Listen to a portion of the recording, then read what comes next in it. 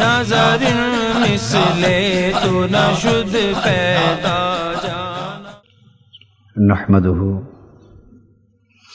ونصلي ونسلم على سيدنا ومولانا محمد رسوله النبي الأمين المكين الحنين الكريم الرؤوف الرحيم. أما بعد، فأعوذ بالله من الشيطان الرجيم. بسم الله الرحمن الرحيم.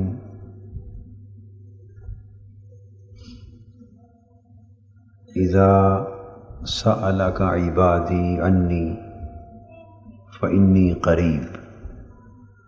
صدق الله مولانا العظيم.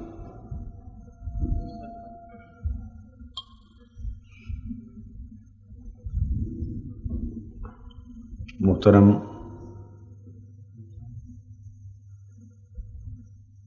ڈاکٹر محمد عتیق افضل صاحب، صدر ادارہ منہاج القرآن پنجاب، محترم علامہ غلام حیدر خادمی صاحب، معتمد منہاج القرآن علماء کونسل پاکستان، محترم احمد نواز انجم صاحب، ناظم تنظیمات پاکستان، مکرم مشائخ و علماء کرام، معزز خواتین و حضرات اور عزیزان گرامی قدر،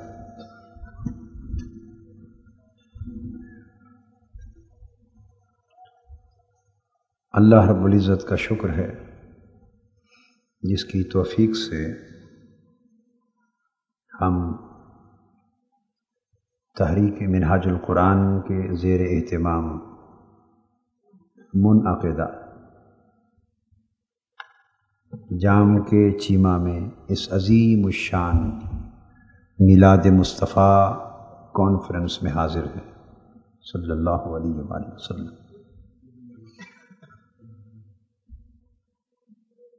ادارہ منہاج القرآن کی مقامی تنظیم منہاج القرآن یوتھ لیگ، پاکستان عوامی تحریک اور منہاج القرآن علماء کونسل اور منہاج القرآن ویمن لیگ، ان کے اراکین اور جام کے چیمہ کے دیگر اہل محبت اور اہل تعلق جنہوں نے اس عظیم الشان کانفرنس کو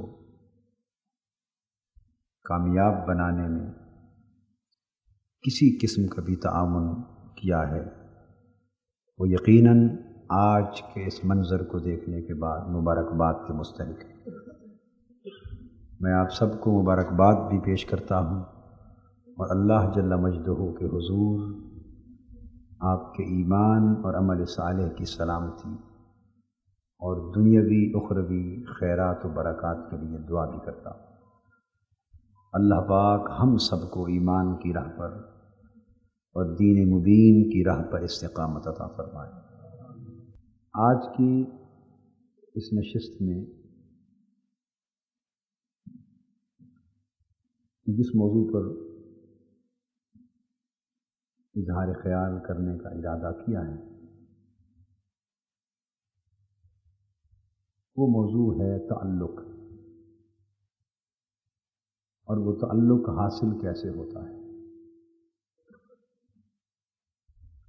قرآن مجید کی ایک آیہ کریمہ کے چند الفاظ میں نے تلاوت کیے ہیں جن میں اللہ رب العزت نے ارشاد فرمایا، یہ حضور نبی اکرم صلی اللہ علیہ وآلہ وسلم سے خطاب ہے. ارشاد فرمایا گیا اذا سألک عبادی انی فانی قریب، اے میرے حبیب صلی اللہ علیہ وآلہ وسلم، جب آپ سے سوال کریں، جب آپ سے سوال کریں کون؟ عبادی، میرے بندے، کس کی نسبت؟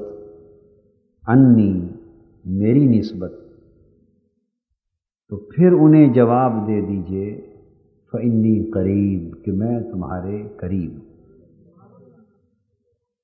اس آیت کریمہ میں کئی جز ہیں، ہر جز اپنی جگہ ایک مستقل موضوع ہے، اور وہ سارے جز مل کر مضمون کو مکمل کرتے ہیں۔ اس آیت کریمہ کا بنیادی مضمون تعلق ہے، جو بات توجہ طلب ہے وہ یہ کہ پہلی بات اللہ رب العزت نے فرمائی اذا سألک،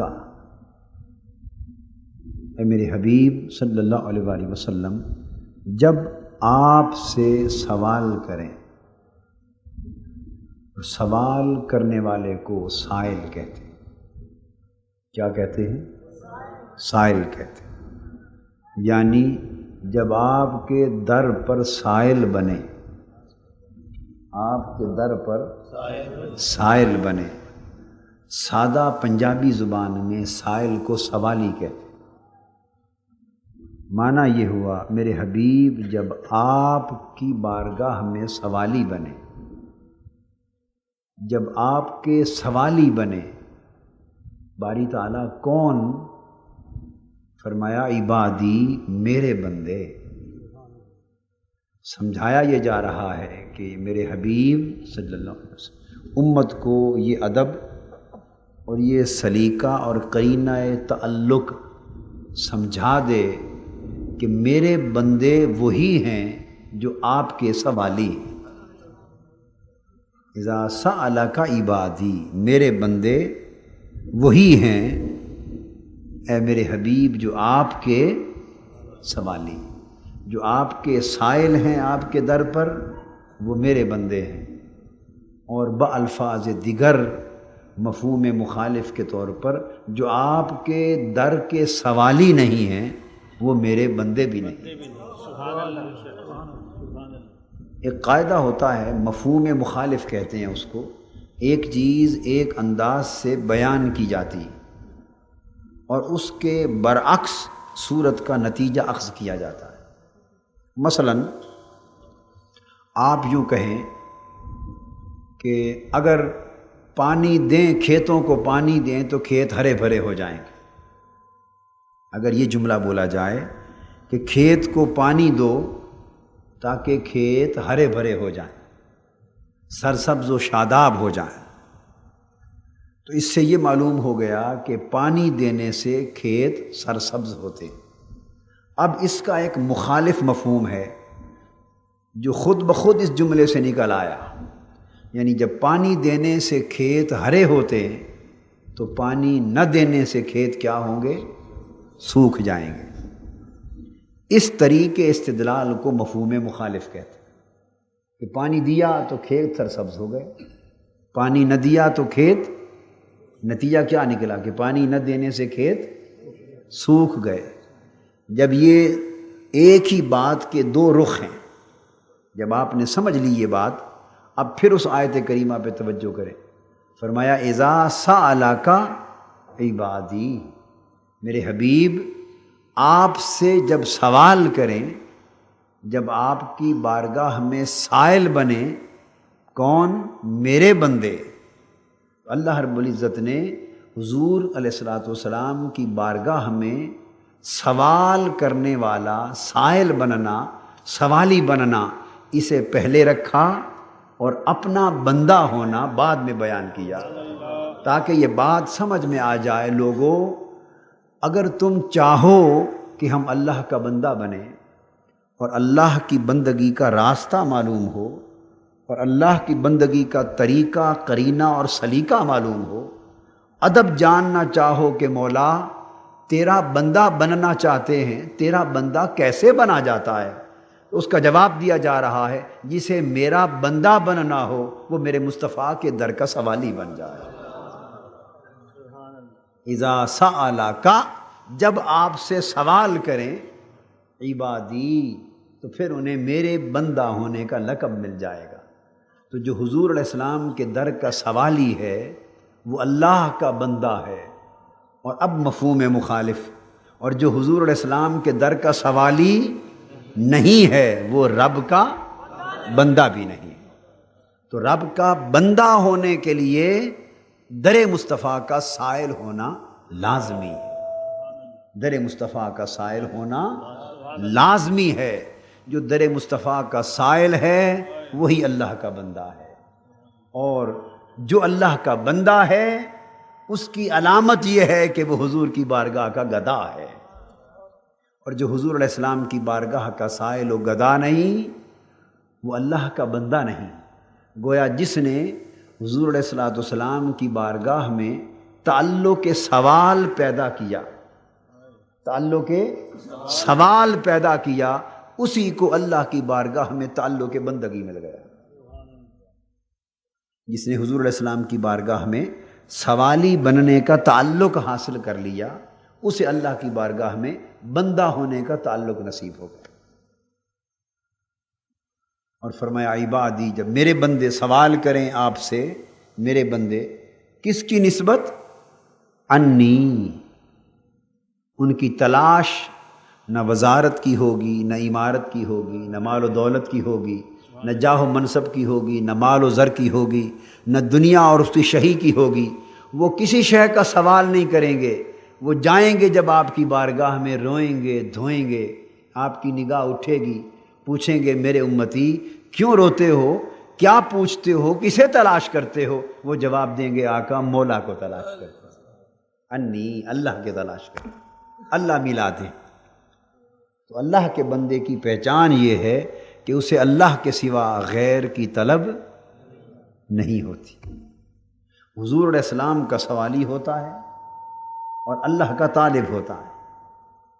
تو دو چیزیں، سألک اور انی، اس کے درمیان عبادی آ گیا، تو گویا اللہ کے بندے کی دو پہچانیں ہو گئیں۔ بولی، اللہ کے بندے کی دو پہچانیں بن گئیں، حضور علیہ السلام کا سائل اور اللہ کا طالب، اللہ کا جویا، اللہ کا اس کی جستجو میں رہنے والا، اللہ کا طالب اور حضور کا سائل۔ بس جس میں دو خوبیاں جمع ہو گئیں کہ در مصطفیٰ کا سائل ہے اور در مولا کا طالب ہے، جس میں یہ دو باتیں دیکھ لو سمجھو یہ اللہ کا بندہ ہے۔ باقی سب باتیں ہیں، باقی سب باتیں ہیں، قصے ہیں، کہانیاں ہیں، جھگڑے ہیں، مناظرے ہیں، تفرقے ہیں۔ حق یہ ہے اللہ کا بندہ وہ ہے جس کے اندر دو چراغ جلتے نظر آئیں، ایک چراغ حضور کے سوالی ہونے کا، ایک چراغ رب کے طالب ہونے کا۔ سبحان اللہ، بس وہ شخص اللہ کا بندہ ہے۔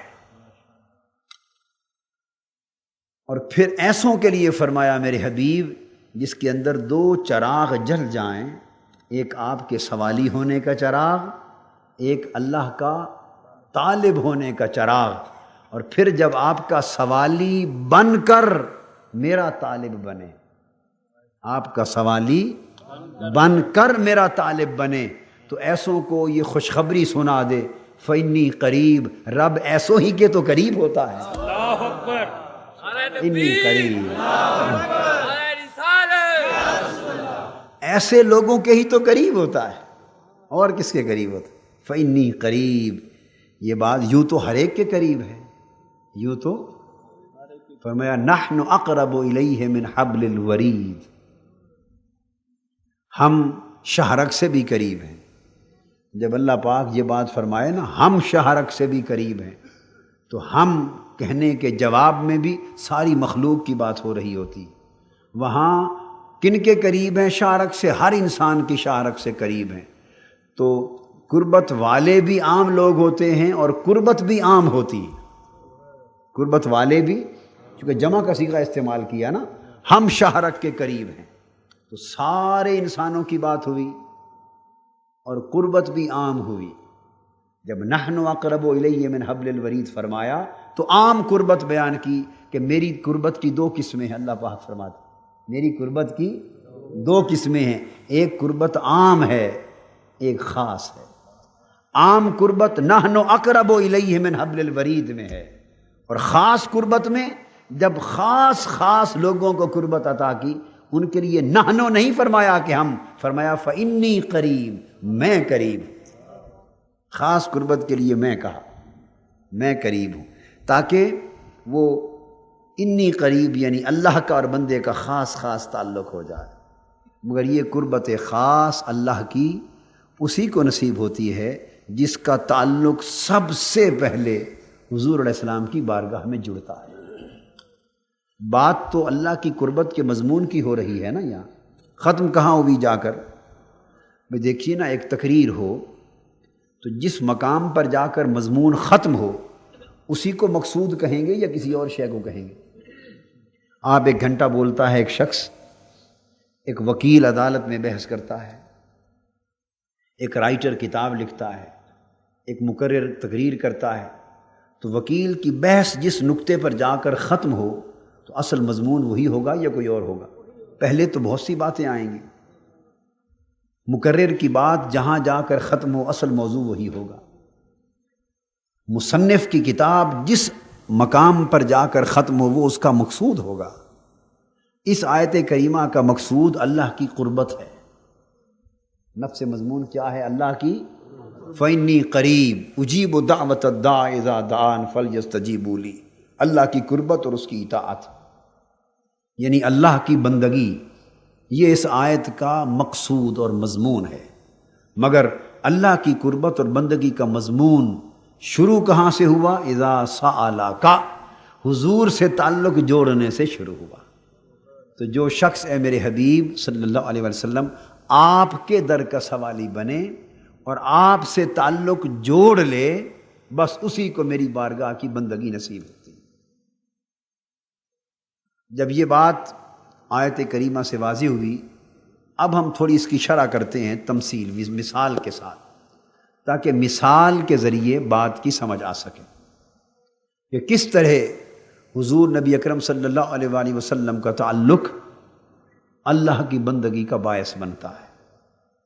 آئیے، تعلق کی حقیقت سب سے پہلے سمجھنے کی ضرورت۔ تعلق کہتے کسے؟ بولیے، تعلق کہتے کسے؟ پہلے اس بات کو سمجھنے کی ضرورت۔ اس کو میں ایک مثال کے ذریعے واضح کرنا چاہتا ہوں کہ تعلق کسے کہتے ہیں۔ ایک مثال واضح سن لیں۔ مثال یوں لیں کہ آپ میں سے ہر شخص جانتا ہے کہ اس ملک کے صدر کون ہیں۔ آپ جانتے ہیں کہ نہیں؟ کون صدر ہے ملک کا؟ غلام اسحاق خان اس ملک کا صدر ہے۔ آپ پسند کریں یا نہ کریں، مگر ہر شخص جانتا ہے کہ ملک کا صدر غلام اسحاق خان ہیں، وہ صدر ہیں۔ اب جو بات میں بتانا چاہتا ہوں تعلق کی حقیقت سمجھانے کی طرف لا رہا ہوں مثال کے ذریعے۔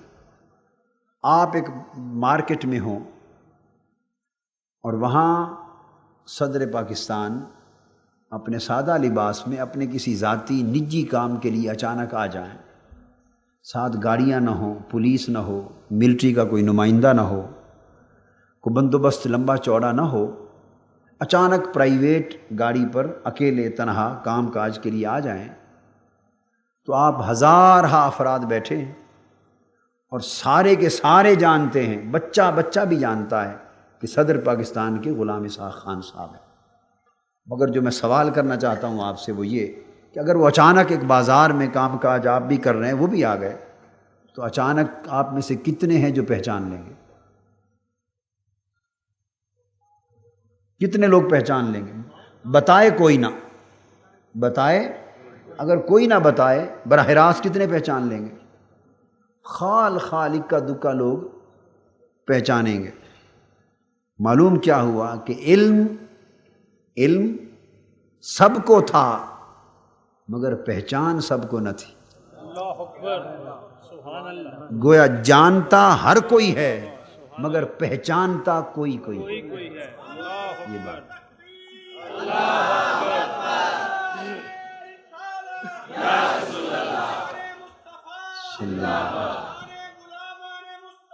صلی اللہ۔ اب بات کو سمجھیں، معلوم یہ ہوا کہ جانتا ہر کوئی ہے مگر پہچانتا کوئی کوئی ہے۔ یہ جو جان اور پہچان، مثال تو میں نے آپ کی اور صدر کی دی، سمجھانے کے لیے دنیا ہی کی مثال دیتے ہیں، اور یہ اللہ کی سنت ہے۔ اللہ پاک نے فرمایا سمجھانے کے لیے مچھر کی مثال بھی دیتا ہوں، کیونکہ اس چیز سے بات آسانی میں سمجھ آتی ہے جو آنکھوں کے سامنے ہو۔ یہاں سے یہ نکتہ معلوم ہوا کہ جانتا تو ہر کوئی تھا مگر پہچانتا کوئی کوئی تھا۔ تو کوئی پہچان لے گا اور وہ کہے گا بھئی یہ صدر پاکستان آ رہے ہیں، تو جب وہ جتا دے گا، بتا دے گا، تو اس پہچان والے کے بتانے سے باقی لوگ بھی پہچان جائیں گے۔ پھر آپ دھیان کریں گے نا، پھر سارے پہچان جائیں گے، مگر کوئی ایک پہچان کر بتائے گا بھئی یہ صدر صاحب ہیں، تو پہچان والے نے پہچان کروائی تو سب جاننے والوں نے بھی پہچان کر لی۔ یہ فرق ہے عالم اور عارف میں، یہ فرق ہے عالم اور عارف میں۔ عالم فقط جانتا ہے، عارف اسے پہچانتا ہے۔ عالم فقط جانتا ہے اور عارف، عالم نے کتابیں پڑھی، مدرسے میں گیا، مکتب میں گیا، کتابیں پڑھی، مختلف اساتذہ کی صحبت میں بیٹھا، اس کو علم ہو گیا، اسے علم ہو گیا۔ تو عالم کا کام جاننا ہے اور عارف کا کام پہچاننا ہے۔ اس لیے عارفوں کے پاس جاتے ہیں کہ ہم جانتے ہیں مگر جاننے کے باوجود پہچانتے نہیں۔ عارفوں کے پاس اس لیے جایا جاتا ہے کہ وہ پہچان کروا دیتے، وہ پہچان کروا دیتے۔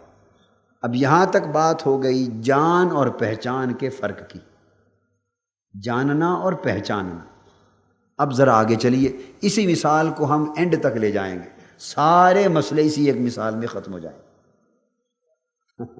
جاننا اور پہچاننا سمجھ میں آ گیا۔ اب آئیے 5% لوگوں نے مثلاً یا 10% جتنوں نے پہچان لیا، جنہوں نے پہچان لیا، اگر آپ ان سے کہیں بھئی آپ تو پہچانتے ہیں صدر صاحب کو، میرا ایک کام ہے وہ بھی کروا دیں۔ آپ پہچانتے ہیں، میرا ایک کام ہے، یہ درخواست ہے، لڑکا ایم اے کر کے پھر رہا ہے فارغ، نوکری بھی لگوا دیں، یہ کام بھی کر دیں، یہ بھی کر دیں۔ تو پہچانتے ہیں تو کام کروا دیں۔ وہ معلوم ہے کیا جواب دے، وہ کہے گا بھی پہچانتا تو ہوں مگر میرا تعلق نہیں ہے، پہچانتا تو ہوں مگر تعلق نہیں ہے، کام کے لیے تو تعلق چاہیے۔ بس یہاں تک آپ کہیں جی آپ پہچانتے ہیں، ذرا پکڑ لیں اور کھڑا کر لیں اور 2-4 باتیں کر لیں، یہی پوچھ لیں یہ کیا ہو رہا ہے ملک میں، یہی پوچھ لیں کہ ملک میں کیا ہو رہا ہے، پوچھنا چاہیے یا نہیں؟ یہی پوچھ لیں کہ پچھلی اسمبلیاں جو توڑی تھی جناب نے، یہ حالات تھے، آج کل اس سے بہتر حالات ہیں، یہ اس سے بھی زیادہ خراب ہیں، تو اب کیوں نہیں توڑتے؟ سوال کرنے کو 1000 سوال ہیں۔ آپ کہیں جی ذرا بات کر لیں، وہ کہے گا بھی پہچانتا تو ہوں مگر اتنا تعلق نہیں کہ ایسی باتیں بھی کر لیں۔ تو معلوم یہ ہوا کہ جانتا ہر کوئی ہے، پہچانتا کوئی کوئی ہے۔ پھر جو پہچانتے ہیں ان پہچان والوں میں جتنے پہچانتے ہیں ان میں سے ہر ایک کا تعلق نہیں ہوتا، تعلق پھر کسی کسی کا ہوتا۔ تو گویا جاننے سے پہچاننا بہتر اور پہچاننے سے تعلق رکھنا بہتر، جاننے سے پہچاننا بہتر اور پہچاننے، خالی پہچاننے سے تعلق رکھنا بہتر۔ اب تعلق کیا ہے اس کی بھی سن لیں۔ چھٹی کے دن آپ چلے گئے ایوان صدر پہ، جا کے ذرا صدر صاحب کا گھر دیکھیں کیسے رہتے ہیں، ان کا محل ہے، ایوان صدر ہے، پریزیڈنٹ ہاؤس ہے، جا کے گئے تو باہر دیکھا کہ 30 40 50 آدمی بیٹھے ہوئے ہیں۔ یہ کوئی واقعہ نہیں پیش آیا، مثال سمجھا رہا ہوں جی، تمثیل ہے۔ آپ نے دیکھا کہ 30 40 50 آدمی صوفوں پر کرسیوں پر بیٹھے ہیں. صبح 7 بجے آپ پہنچ گئے، 10 بج گئے، سارے بیٹھے ہوئے اونگ رہے ہیں. آپ نے پوچھا بھی آپ کون لوگ ہیں؟ ایک نے کہا جی میں وزیر ہوں، دوسرے نے کہا میں بھی وفاقی وزیر ہوں، تیسرے نے کہا میں صوبائی وزیر ہوں، چوتھے نے کہا میں سینیٹر ہوں، پانچویں نے کہا اتنوں نے کہا ہم ایم این اے ہیں، فلاں نے کہا ہم ایم پی اے ہیں، یہ سیکریٹری ہیں، یہ فلاں ہیں، یہ فلاں ہیں. وہ 30 40 50 آدمی ایک دوسرے سے بڑھ کے نکلا، وہ سارے افسران ہی بیٹھے، وزیر، مشیر، ایم این اے، سینیٹر، سب نمائندے بیٹھے ہوئے. 7 بجے کس وقت آئے؟ 7 بجے آئے تھے. اپوائنٹمنٹ تو نہیں تھی اس خیال سے کہ چھٹی کا دن ہے، صدر صاحب آئیں گے تو ذرا کوئی کام کروا لیں گے، بات کریں گے. 10 بج گئے، صدر صاحب سے ملاقات ہوئی، کہتے ہیں نہیں ہوئی. تو آپ بھائی اندر چلے کیوں نہیں جاتے؟ 3 گھنٹے سے جو بیٹھے ہیں باہر انتظار میں، باہر بیٹھے ہیں، اندر کیوں نہیں چلے جاتے؟ وہ کہنے لگے بھائی اتنا تعلق نہیں کہ اندر بھی جا سکے، اندر تعلق والا جاتا ہے. بس اتنی دیر میں ایک سائیکل پر کوئی شخص آیا، ویسے آج کل تو کار پر آتے ہیں، سائیکل پر آیا، چمڑے کا تھیلا لٹکایا ہوا، پھٹے پرانے کپڑے، غریب مسکین سی شکل. اس نے آ کے سائیکل کو تالا لگایا، سیدھا صدر صاحب کے دروازے پر گیا، بیل دی. وہ سارے حیران رہ گئے بھی یہ کون؟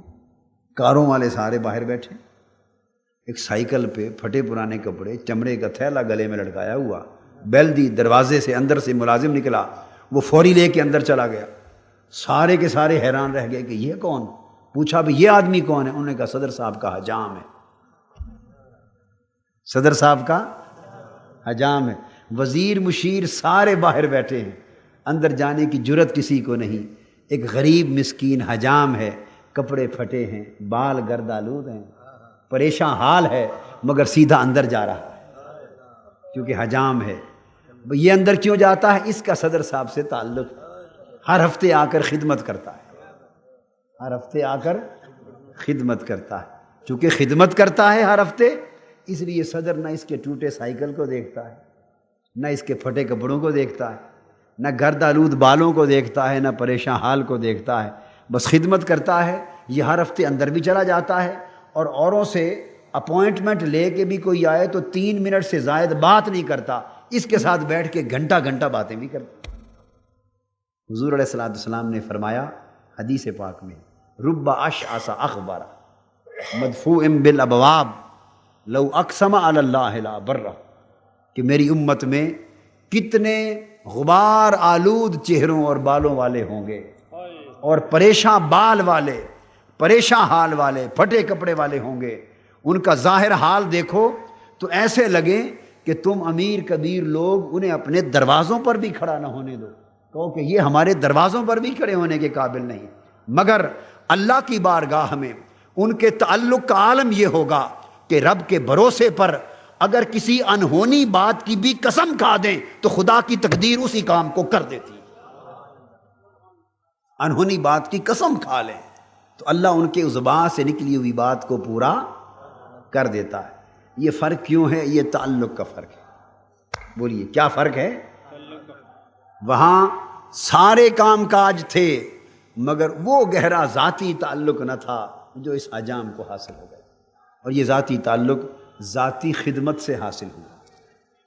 کس ذریعے سے حاصل ہوا؟ ذاتی خدمت سے حاصل ہوا. اب اندر پہنچے، حجام صاحب اندر پہنچے. صدر صاحب نے پوچھا بھائی اللہ کے بندے، آپ نے 3 گھنٹے دیر کر دی اور میں 3 گھنٹے سے آپ کے انتظار میں بیٹھا.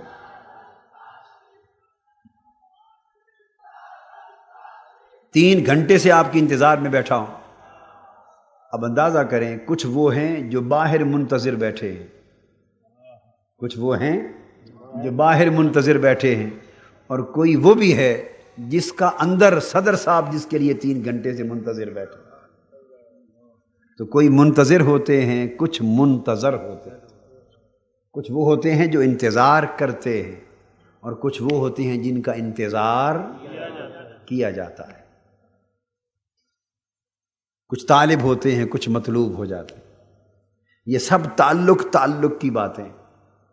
جیسا تعلق ہوگا جتنا تعلق ہوگا، جتنی خدمت ہوگی، اتنا انتظار بن جائے گا، اتنا منتظر ہو جائیں گے۔ صدر صاحب نے کہا میں 3 گھنٹے سے انتظار میں بیٹھا ہوں، آج آپ بہت لیٹ آئے، دیر کر دی۔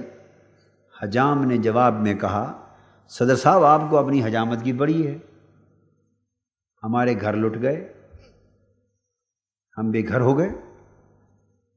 وہ کیا ہوا؟ اس نے کہا وہ جو فلاں علاقے کا MNA ہے آپ کا، اس نے بلڈوز کر دیے گاؤں کے گاؤں اور ہمارے سارے غریبوں کی جھگیاں مسمار کر کے قبضہ کر لی۔ اس نے کہا ہمیں تو پوچھ ہی کوئی نہیں سکتا، ہم تو قانون سے اوپر ہیں۔ ایسا ہوتا ہے کہ نہیں ہوتا آج کل؟ نہیں ہوتا؟ نہیں ہوتا تو بتا دیں تاکہ میں کوئی اور مثال دے دوں۔ ہوتا ہے نا؟ اس نے تو قبضہ کر لیا، سارے 200 گھر تھے غریبوں کے، اس نے سارے مسمار کر دیے، قبضہ کر لیا، اپنی حویلی بنا لی، چلو بھاگ جاؤ، جاؤ چھٹی کرو۔ غریبوں کو حق دیا جا رہا ہے، گھر دیا جا رہا ہے۔ تو ہم کل سے اپنی جھگیاں گر گئیں، غریب لوگوں کے مکان گر گئے، سامان اٹھا کے وہ لے گئے۔ ہم کسی اور جگہ جھگیاں بنا کے سامان رکھ کر بچوں کے سلانے کے لیے، سر ڈھانپنے کے لیے چھت بناتے رہے۔ کل سے لگے ہوئے ہیں، سارا دن ساری رات پریشانی میں۔ اب فرصت ہوئی تھوڑی سی جا کے تو میں نے کہا آپ کی حجامت کر رہا ہوں۔ بھئی یہ مثال میں دے رہا ہوں کہ یہ نہ کہیں کہ بھئی صدر کے حجام کو اس طرح تھوڑے ہوتے ہیں۔ یہ بات سمجھا رہا ہوں، مثال دے رہا ہوں آپ کو۔ بنیادی چیز اس کی روح ہے، بیسک کانسیپٹ ہے۔ تو میں نے کہا آپ جا کے حجامت کر آئیں۔ صدر نے کہا اچھا وہ کون ہے بھئی، پکڑو اس کو، اس کے خلاف پرچہ کرو۔ اپنے پرائیویٹ سیکریٹری کو بلایا، اسے کہا رنگ کرو بھئی اس علاقے میں SP کو، DIG کو کہو، SP کو، اس کے خلاف پرچہ درج کر لے، اسے اریسٹ کرو۔ ہمارے حجام کے ساتھ اتنا ظلم کیا، اس کو اتنی حیا بھی نہیں آئی، کم سے کم یہی دیکھتا کہ ہمارا خدمت گزار ہے، پکڑ لو اس کو۔ اور دوسرے سیکٹری کو بلایا، اسے کہا بھئی دیکھو اس کو اس علاقے میں ایک پلاٹ الاٹ کرو، اور یہ ہمارا حجام ہے، اس کو مکان بنا دو پکا، کچی جھگی تھی، پکا مکان بنا دو اس کو۔ جب صدر صاحب نے یہ کہا تو حجام کہنے لگا نہیں جی میں تو نہیں بنواتا مکان، میں تو مکان نہیں بنواتا۔ صدر صاحب نے کہا بھئی کیوں؟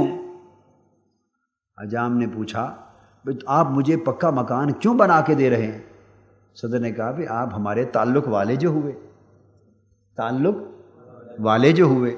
حجام نے کہا جیسے میں آپ کا تعلق والا ہوں، اس طرح وہ 200 گھر جن کے ساتھ میں 3 پشتوں کے ساتھ وقت سے رہ رہا ہوں، وہ میرے تعلق والے بھی ہیں۔ مکان تنہا میرا تو نہیں گرا، 200 غریبوں کے اور بھی گرے۔ میں اکیلا مکان بنوا لوں اور وہ باقی 199 گھر بے گھر رہے، وہ کہیں گے اچھا شریف آدمی اپنا مکان بنوا لیا اور ہمارا پوچھا ہی نہیں۔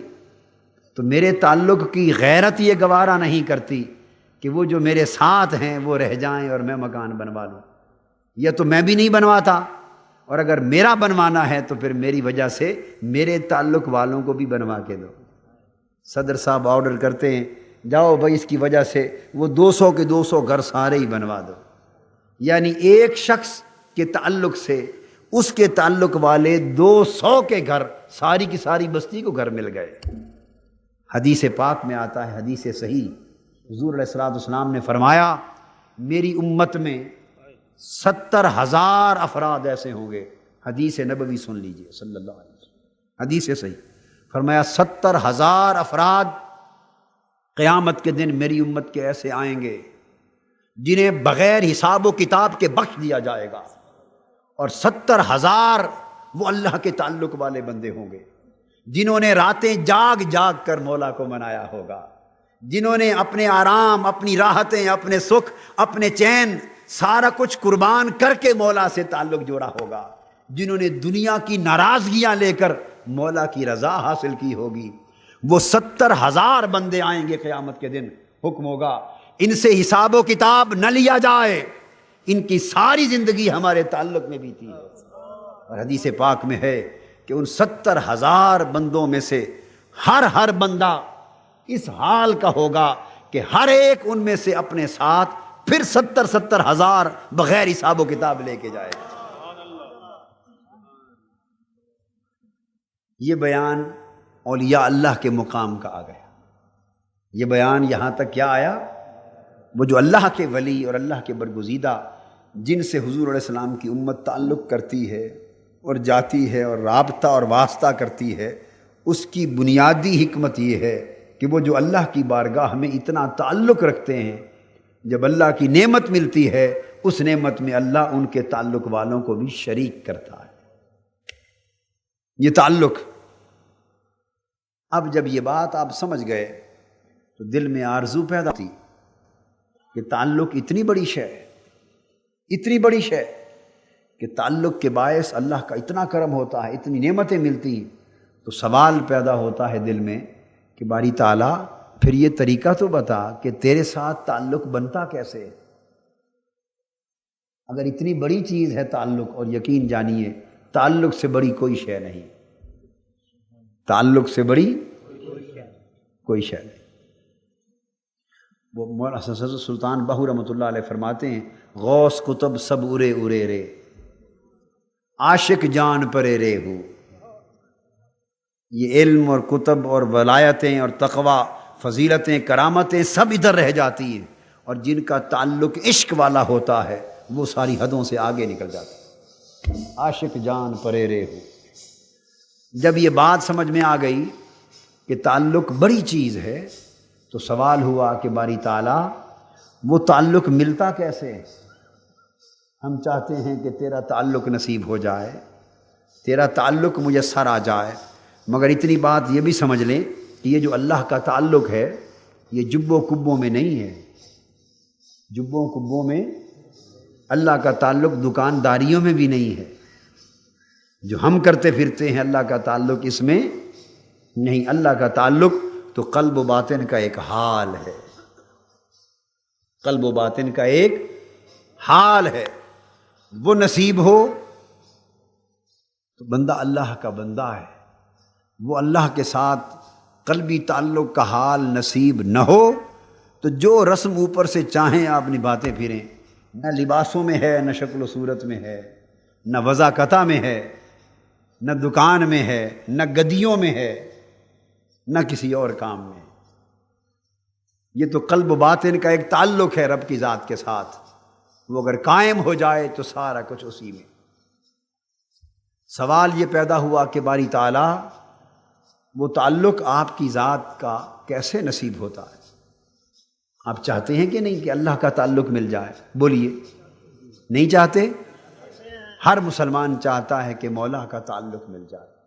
آئیے اب معلوم کرتے ہیں کہ اتنا بڑا تعلق اللہ کا، مگر یہ تعلق ملتا کیسے ہے؟ تو پورا قرآن مجید اور حدیث نبوی صلی اللہ علیہ وآلہ وسلم پڑھ کے دیکھا تو خلاصہ ساری بات کا یہ ہے کہ اللہ سے تعلق الگ کسی چیز کا نام نہیں، اللہ سے تعلق الگ کسی شے کا نام نہیں، الگ مستقل علیحدہ اللہ سے تعلق کسی اور شے کو نہیں کہتے، بلکہ اللہ سے تعلق کیا ہے؟ رسول پاک صلی اللہ علیہ وآلہ وسلم کی ذات اقدس سے تعلق ہی کا نام اللہ سے تعلق۔ تعلق بالرسول کو ہی تعلق باللہ کہتے ہیں، بارگاہ مصطفیٰ کے تعلق کو ہی تعلق خدا کہتے ہیں۔ جس کا تعلق حضور کی ذات سے ہو گیا بس وہی تعلق خدا کا تعلق بن گیا۔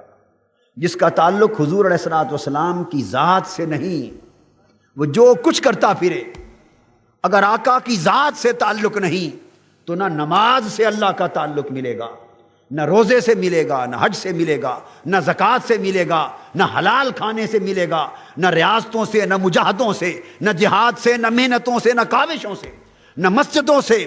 ساری زندگی عبادت میں بسر کر لیں، اگر ذات پاک محمد مصطفیٰ صلی اللہ علیہ وآلہ وسلم سے تعلق نہ جڑا، یہ تعلق کٹا رہا، ساری زندگی کی عبادت کر لیں، رب کا تعلق نصیب نہیں ہو سکتا۔ ایک بنیادی ایمان کا راز ہے جو آپ کو سمجھا رہا ہوں، پورے قرآن مجید کا نچوڑ ہے جو آپ کو سمجھا رہا ہوں۔ اللہ کا تعلق رسول پاک صلی اللہ علیہ وآلہ وسلم کے تعلق سے جدا، بولیے، نہیں۔ یہ بدقسمتی ہے کہ اس امت میں تفرقہ اور فتنہ اور انتشار اور فرقہ پرستی کی لعنت نے اس امت کے ذہن بگاڑ دیے ہیں، اور یہ خیال آج مسلمانوں کے ذہنوں میں ڈالا جا رہا ہے، یہ خیال، غلط خیال یہ ڈالا جا رہا ہے کہ اللہ سے تعلق کے لیے رسول کے تعلق کی حاجت نہیں، رسول کے وسیلے کی ضرورت نہیں، رسول سے تعلق ناگزیر نہیں، اللہ سے تعلق ہی کافی ہے۔ نادانو، کس گمان میں پڑ گئے ہو؟ بات ذہن نشین کر لو، الحم سے والناس تک پورا قرآن شاہد ہے، حدیث نبوی شاہد ہے، صحابہ کرام کی روش شاہد ہے کہ تم اللہ سے تعلق رسول کے تعلق کے بغیر حاصل کرنا چاہتے ہو، اور قرآن بتاتا ہے کہ اللہ کا تعلق رسول کے تعلق کے بغیر کسی شے اور کا نام ہی نہیں، اللہ کا تعلق رسول ہی سے تعلق کا نام۔ اب آپ صاف ظاہر سوچیں گے یہ بات کس طرح؟ رسول سے تعلق تو رسول سے تعلق ہوا، وہ اللہ سے تعلق کیسے بن گیا؟ یہی بات قرآن مجید کی اس آیت میں سمجھائی گئی، اذا سألک عبادی، میرے حبیب جب تیرے سائل بن جائیں تو وہی میرے بندے بن جائیں، جب آپ کی بارگاہ کے سوالی بن گئے تو وہ میرے بندے بن گئے۔ حضور علیہ السلام سے تعلق ہی اللہ سے تعلق ہے۔ کیسے؟ ایک شخص سوال کرتا ہے اللہ کی بارگاہ میں، اب میں نکتہ سمجھاتا ہوں قرآن مجید کے حوالے سے۔ باری تعالیٰ آپ سوال کرتے ہیں، باری تعالیٰ ہم چاہتے ہیں آپ سے اطاعت کا تعلق پیدا کریں۔ کون سا تعلق؟ کس سے؟ اونچا بولیے، اللہ سے۔ اے اللہ، ہم چاہتے ہیں کہ تجھ سے اطاعت کا تعلق پیدا کریں، کیا ممکن ہے؟ اللہ پاک فرماتا ہے ہاں میرے بندو ممکن ہے، مجھ سے اطاعت کا تعلق جوڑنا ممکن ہے۔ باری تعالیٰ کیسے؟ تیرے ساتھ اطاعت کا تعلق کیسے جڑے؟ فرمایا میرے محبوب کی اطاعت کر لو، بس یہی میری اطاعت ہے۔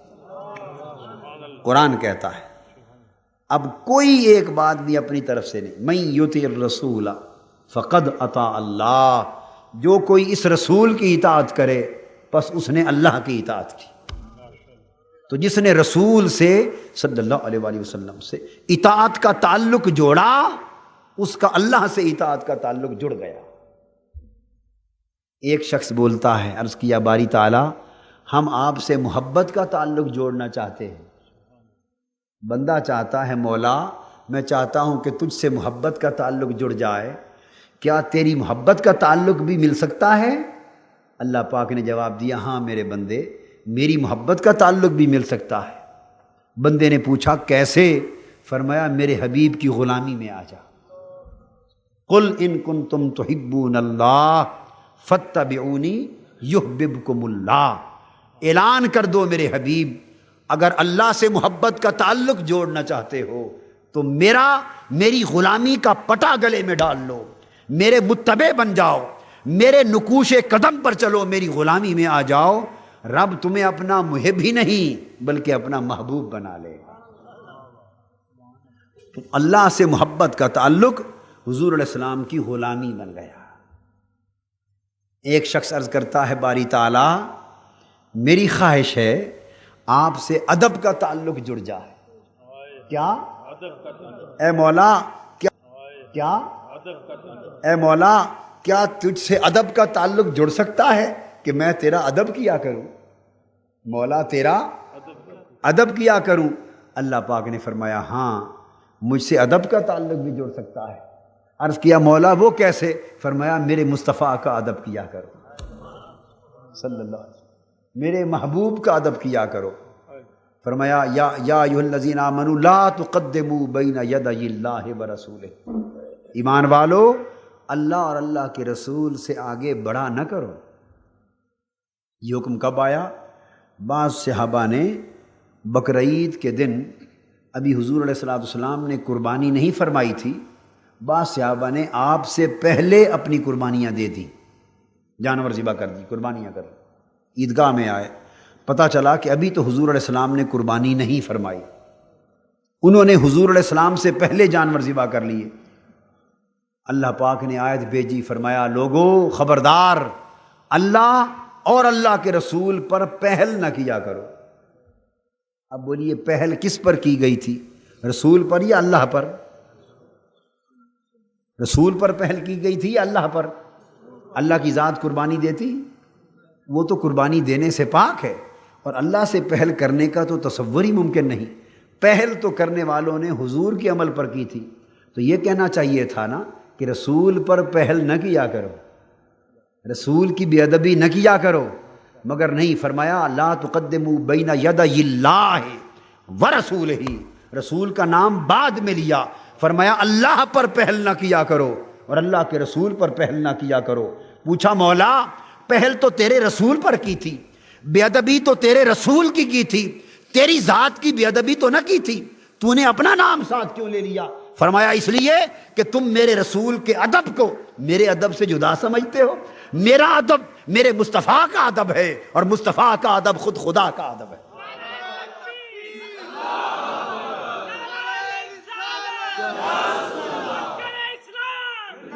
ایک عرض کرتا ہے مولا جی چاہتا ہے کہ تیری رضا کا تعلق مل جائے، تیری بولیے رضا کا تعلق مل جائے کہ تو راضی ہو، تو کیا تیری رضا کا تعلق بھی ممکن ہے؟ اللہ پاک نے فرمایا ہاں یہ بھی ممکن ہے۔ مولا کیسے؟ فرمایا میرے محبوب کو راضی کر لو، میرے محبوب کو راضی کر لو۔ قرآن مجید نے کہا واللہ ورسولہ حق ان یرضوہ، اور اللہ کا رسول حقدار ہیں کہ اسے راضی کیا جائے۔ توجہ کریں ترجمے پر، اللہ اور اس کے رسول حقدار ہیں کہ یرضوہ، اسے راضی کیا جائے۔ بات کتنوں کی ہوئی ہے، ایک کی یا دو کی؟ کس کی؟ اللہ کی اور اس کے رسول کی۔ دو کی بات ہو تو آپ سمجھدار لوگ بیٹھے ہیں، بے شک پنجابی کی زبان استعمال کر لیں، اردو کی کر لیں، انگلش کر لیں، عربی کر لیں، دنیا کی جو زبان استعمال کر لیں۔ دو کی بات ہو تو اسے کہتے ہیں یا انہیں کہتے ہیں؟ بولیے نا، دو کی بات ہو اسے کہتے ہیں یا انہیں کہتے ہیں؟ جی اگر دو آدمی کھانا کھا رہے ہوں دو، تو پنجابی میں آپ کیا کہیں گے؟ وہ کھانا کھاندے پے نے یہ کہیں گے یا وہ کھانا کھاندا پہ ہے؟ کھاندے نے پہ ہیں، سمجھ فرق ہے نا ایک اور دو میں۔ اردو میں کیا کہیں گے؟ کھانا کھا رہا ہے، کھا رہے ہیں۔ دو آ رہے ہیں تو کیا کہیں گے؟ ان کو آپ کوئی بات کہیں تو کیا کہیں گے؟ میں نے اسے کہہ دیا یا میں نے انہیں کہہ دیا؟ دو کے لیے انہیں ہوتا ہے، اور جب اسے ہو تو پھر ایک ہوتا ہے۔ اتنی سمجھ تو آتی ہے نا؟ اب قرآن کی آیت پھر سن لیں۔ فرمایا اور اللہ اور اس کا رسول حقدار ہیں ان یرضوہ، کہ اسے راضی کیا جائے۔ اگر انہیں کا لفظ ہوتا تو کہا جاتا یرضوہما، اللہ اور اس کا رسول حقدار ہیں کہ انہیں راضی کیا جائے۔ پھر آیت کے الفاظ کیا ہوتے؟ یرضوہما، مگر ہما نہیں فرمایا، فرمایا یرضوہ، اسے راضی کیا جائے۔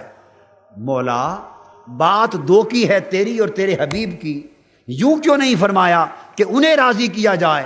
اسے راضی کیا جائے کیوں کہا؟ رب کائنات نے فرمایا ارے نادان، تجھے سارا قرآن عمر بھر پڑھ کر آج تک یہ سمجھ نہیں آئی میں اور میرا حبیب بے شک ذاتیں دو ہیں مگر رضا ایک ہے۔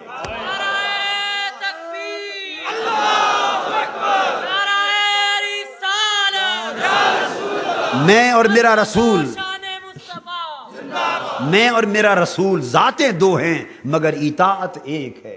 میں اور میرا حبیب ذاتیں دو ہیں مگر محبت ایک ہے، ذاتیں دو ہیں مگر حرمت ایک ہے، ذاتیں دو ہیں مگر قربت ایک ہے، ذاتیں دو ہیں مگر تعلق ایک ہے، ذاتیں دو ہیں معصیت ایک ہے، ذاتیں دو ہیں رضا ایک ہے۔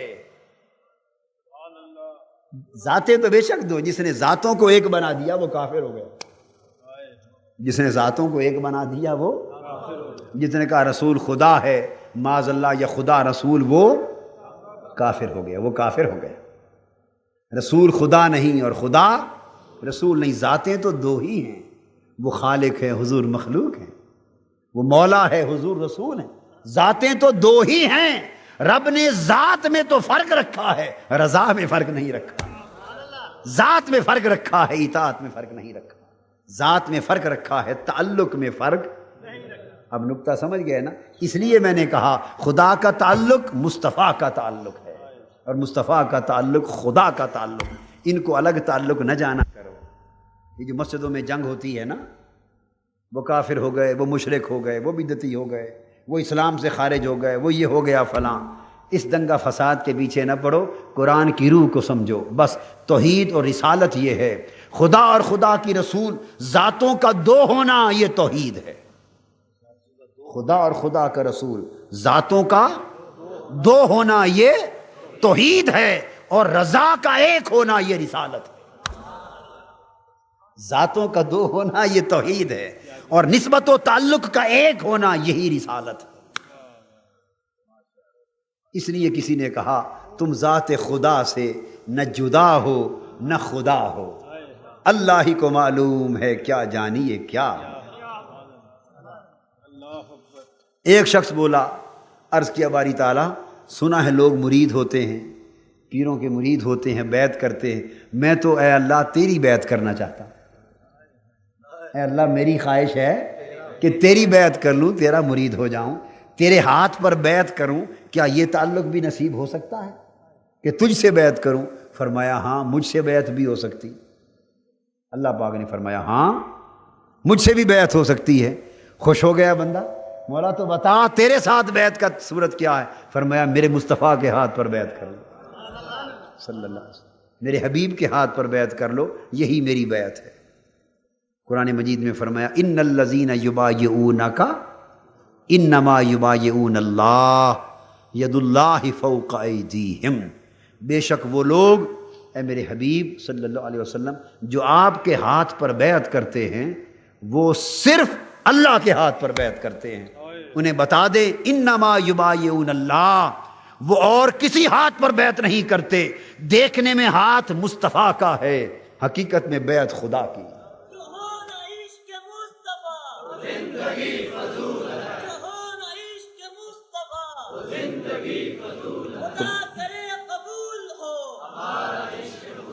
صلی اللہ علیہ وآلہ وسلم۔ تو یہ بات سمجھ میں آ گئی کہ حضور علیہ السلام کا تعلق ہی اللہ سے تعلق۔ ایک نے عرض کیا مولا تجھ سے بخشش کا تعلق چاہتا ہوں کہ تو بخش دے، تجھ سے بخشش کا تعلق چاہتا ہوں کہ تو بخش دے، اس تعلق کے لیے کیا کروں؟ فرمایا میرے مصطفیٰ کے در پہ چلا جا۔ وَلَوْ أَنَّهُمْ إِذ ظَّلَمُوا أَنفُسَهُمْ جَاءُوكَ، جنہوں نے جانوں پر ظلم کر لیا ہے، گناہ کر بیٹھے ہیں اور وہ اللہ سے بخشش چاہتے ہیں، تو کیا کریں؟ جاؤکا، میرے حبیب تیرے در پہ آ جائیں، تیری بارگاہ میں آ جائیں، فاستغفر اللہ، اور حضور علیہ السلام کے در پر آ کر اللہ سے معافی مانگیں۔ حضور کے در پر آئیں اور معافی کس سے مانگیں؟ اللہ سے۔ پوچھا باری تعالیٰ اگر یہاں آ کر بھی معافی تجھی سے مانگنی تھی تو وہیں جام کے چیمہ میں بیٹھے بیٹھے مانگنے دیتا؟ جاؤ کا اگر حضور کی بارگاہ میں آ کر بھی معافی تجھی سے مانگنی تھی تو مولا وہیں گھر میں ہی معافی تجھ سے مانگ لیتے، یہاں بھی تو تجھی سے مانگی ہے نا، یہ تجھی سے معافی وہیں بیٹھ کے مانگ لیتے، تو ہر جگہ سنتا ہے۔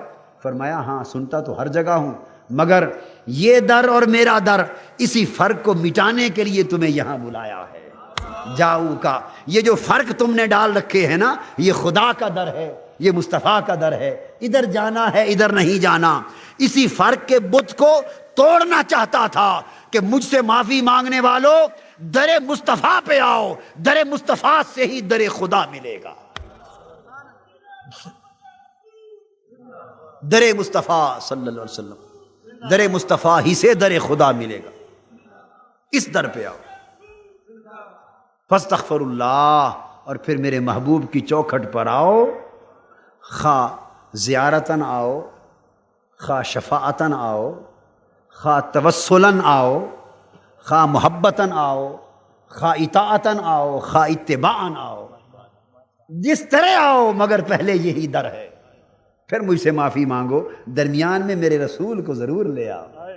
ہائے ہائے جاؤک، درمیان میں میرے رسول کو ضرور لاؤ۔ خواہ اطاعت کی صورت میں لاؤ، خواہ اتباع کی صورت میں لاؤ، خواہ محبت کی صورت میں، شفاعت کی صورت میں، خواہ توسل کی صورت میں، خواہ زیارت کی صورت میں، خواہ حاضری کی صورت میں، مگر مجھ سے بخشش کا تعلق جوڑنا ہے تو درمیان میں میرے مصطفیٰ کو ضرور لاؤ۔ معافی مانگی اللہ سے آ کر، فاستغفر اللہ، اللہ سے معافی مانگی، عرض کیا مولا اب تو یہاں بھی آ گئے اور تجھ سے معافی بھی مانگ لی، اب بخش دے۔ اللہ پاک نے فرمایا اب ذرا خاموش رک جاؤ، تمہارا کام ہو چکا، ابھی تھوڑا سا کام میرا رہتا ہے۔ باری تعالیٰ تیرا کون سا کام رہتا ہے؟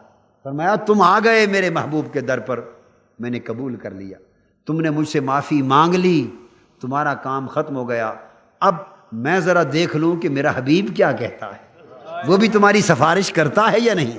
وَاسْتَغْفَرَ لَهُمُ الرَّسُولُ، مجھے ذرا محبوب کے دو بول تو سن لینے دو، میرا حبیب کیا کہتا ہے۔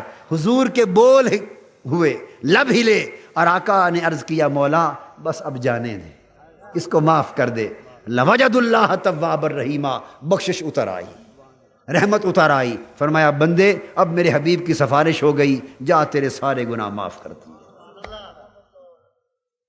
تو بولیے ساری رات اگر ہم ایک ایک تعلق ڈھونڈتے رہیں اور قرآن سے پوچھتے رہیں تو ساری بات جا کے حضور کے تعلق پہ ختم ہو، ساری رات اسی میں بیت جائے۔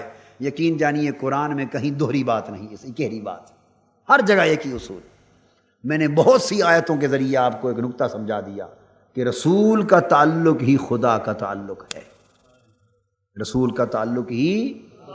اور تحریک منہاج القرآن نے اس دور میں جو اعتقادی مغالطے پیدا ہوئے، اعتقادی غلط فہمیاں پیدا ہوئیں، گمراہیاں آئیں، الحاد آئے، دہریت آئی، مادیت آئی، اور رسول سے دور لے جانے کے تصورات آئے تاکہ مسلمانوں کے ایمان میں کمزوری ڈالی جائے اور تفرقہ کا بیج بویا جائے۔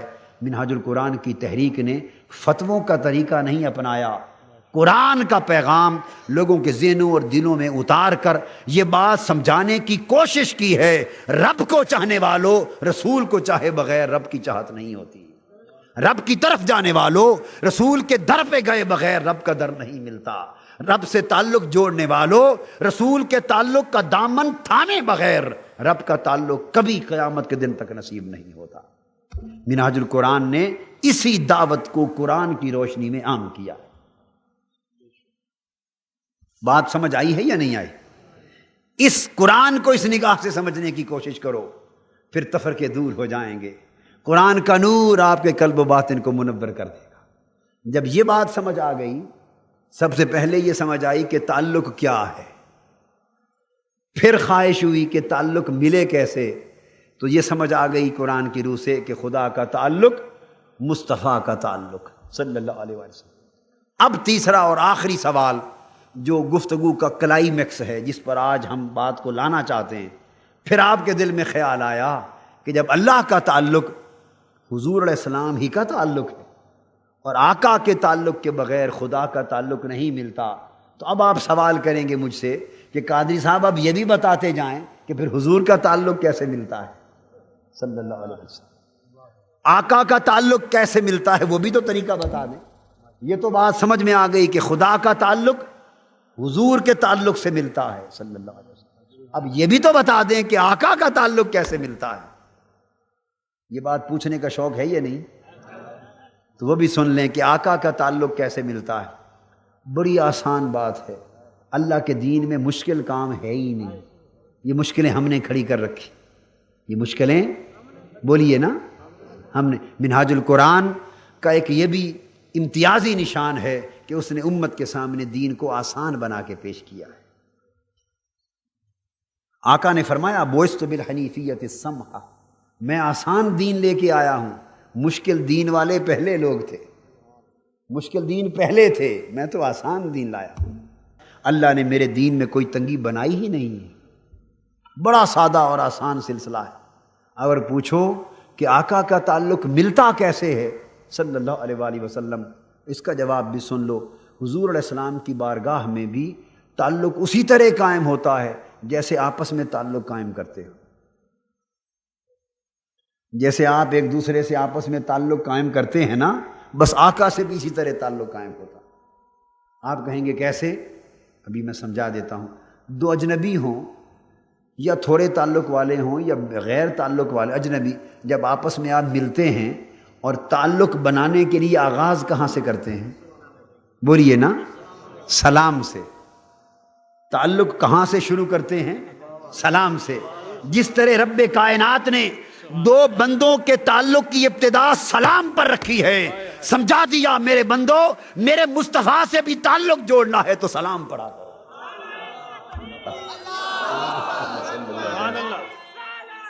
یا رسول اللہ صلی اللہ پڑھو، الصلاۃ والسلام علیک یا رسول اللہ سبحان اللہ وعلی آلک واصحابک واہل بیتک یا حبیب اللہ۔ جیسے آپس میں تعلق جوڑتے ہیں نا سلام سے، فرمایا میرے حبیب سے تعلق جوڑنا ہے تو میں نے مشکل طریقے نہیں رکھے، سادہ رکھا ہے۔ میرے محبوب پر سلام بھیجو، وہ تمہیں جواب دیں گے، تعلق جڑ جائے گا۔ الصلاۃ والسلام علیک یا نبی الحرمین وعلی آلک واصحابک وَأَهْلِ بَيْتِكَ يَا إِمَامَ الْقِبْلَتَيْن۔ میرے محبوب پر سلام بھیجا کرو، بس یہی تعلق کا طریقہ ہے۔ باقی ساری باتیں اس کے بعد، باقی ساری باتیں آپ کہیں گے یہ کیسے؟ اس کو بھی سمجھا دیتا ہوں۔ آپ کسی کا کھانا کریں، دعوت کریں، دسترخوان لگائیں، مرغے پکائیں، اور خدا جانے ہمارا تو چونکہ لمبا چوڑا کھانے پینے کا شعبہ نہیں نا، بہت زیادہ کھانوں کے نام نہیں آتے تو بڑے لمبے چوڑے کھانے آپ جو بھی ہو سکتے ہیں جو آپ پکاتے ہیں اور بہترین اور تیار کر لیں۔ دسترخوان 50 کھانوں سے بھر دیں، بتیاں لگا لیں، جھنڈیاں لگا لیں، بڑا شاندار انتظام کر لیں۔ اس کے بعد آپ کا مہمان آئے جس کے لیے آپ نے کھانا کیا، سمجھیں غور سے، سارا کچھ کر لیا، اب مہمان آیا جس کے لیے انتظام کیا تھا، وہ آئے، آپ بیٹھے رہیں، اٹھ کے سلام بھی نہ کریں اس کو۔ وہ جب پہنچے باقی سارا کچھ کر لیں مگر آ کے اسے اٹھ کے سلام بھی نہ کریں، بیٹھے رہیں، اس کے بعد بتائیے وہ کھانا کھائے گا آپ کا؟ آپ لاکھوں روپے خرچ کر کے بیٹھے ہوں، اس کے کس بھاؤ میں؟ وہ کہے گا کیسا آدمی ہے، اٹھ کر اس نے سلام تک نہیں کیا تو میں نے اس کی دعوت خاک کھانی۔ اس کے دل پر آپ کی باقی جتنی محنتیں ہیں اس کے دل میں ان کی قدر و قیمت نہیں ہوگی، چونکہ ہر چیز بعد میں ہے، پہلے تو دیکھے گا کہ سلام کس چاہت سے کیا۔ آپ نمازیں پڑھ لیں، روزے رکھ لیں، حج کر لیں، زکوٰۃ کر لیں، سیرت کی پیروی کر لیں، اتباع کر لیں، اطاعت کر لیں، سارا سامان کر لیں، پر جس نبی سے یہ سب کچھ ملا ہے ایک اس پر سلام ہی نہ بھیجیں تو کیا نصیب ہوگا؟ کچھ بھی نصیب نہیں ہوگا۔ جس کی خاطر سب کچھ، جس سے سب کچھ ملا، وہ سارا کچھ کریں، ایک اس محبوب پر سلام ہی نہ بھیجیں تو آپ کا کیا ہوا اس محبوب کی طبیعت کے کیا پڑے گا؟ کیونکہ ابتدا سارے تعلق کی سلام سے ہوتی ہے۔ بولیے، ابتدا سارے تعلق کی سلام، ابتدا بھی سلام سے ہوتی ہے اور تعلق کی انتہا اور کمال بھی سلام سے ہوتی ہے۔ اب اس کی مثال سمجھا دیتا ہوں تاکہ سمجھ میں آ جائے یہ بات میں۔ اس لیے اللہ پاک نے فرمایا ان اللہ و ملائکتہ یصلون علی النبی، اللہ اور اس کے تمام فرشتے نبی پر درود و سلام بھیجتے رہتے۔ یا ایھا الذین آمنوا صلوا علیہ وسلموا تسلیما، ایمان والو تم بھی میرے نبی پر درود بھیجا کرو۔ کیا؟ درود بھیجا کرو۔ وسلموا تسلیما، اور رہ گیا سلام، یہ تو بار بار پڑھا کرو۔ سلمو کے ساتھ تسلیمہ کا تکرار آیا، سلو کے ساتھ صلاتن کا تکرار نہیں۔ سلو صلات کہتے ہیں درود کو، درود ایک شے ہے، سلام ایک شے ہے۔ صلات کے لیے کہا درود بھیجا کرو، اور سلام کے لیے کہا کثرت کے ساتھ بھیجا کرو، چونکہ جتنی کثرت سے سلام میرے محبوب کی بارگاہ میں جائے گا اتنی ہی کثرت سے جواب آئے گا۔ تو سلام سے تعلق بنتا ہے، سلام سے تعلق بنتا ہے، درود سے درجے اونچے ہوتے ہیں، درود سے درجے اونچے ہوتے ہیں، سلام سے تعلق بنتا ہے۔ اس کی مثال سمجھ لیں، آپ یوں جانیں کہ یہ آپ کا بازار ہے جام کے چیمہ کا، ایک ریڑھی لگاتا ہے بوڑھا آدمی، غریب آدمی پھل فروٹ کی ریڑھی لگاتا ہے، کوئی ایک امیر کبیر آدمی کار سے گزرتا ہے یہاں سے روزانہ سیالکوٹ جاتا ہے، یوں سمجھ لیں ایک مقرر وقت ہے، یا وہاں سے واپس آتے ہوئے کام کاج کر کے شام کو گزرتا ہے کار۔ بوڑھے غریب آدمی نے دیکھا بھئی یہ تکڑا آدمی ہے کار والا، اس کو سلام کروں مال میرا خرید لے گا، اس بوڑھے آدمی نے اس کو سلام کیا۔